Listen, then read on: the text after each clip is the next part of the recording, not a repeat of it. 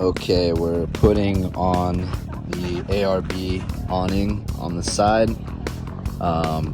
Basically, we're using these rivnuts right here, and we're gonna do 2 vertical on each rib, and then we're gonna go in with some.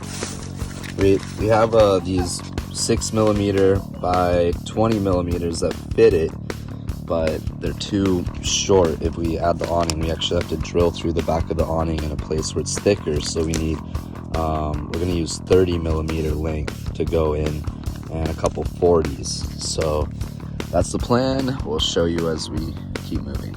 Just drilled points on the back of the awning.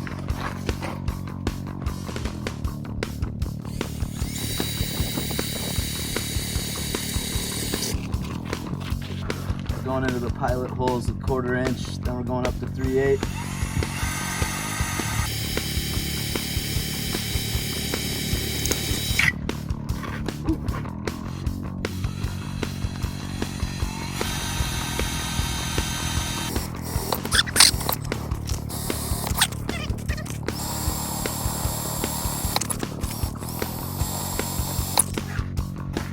All right.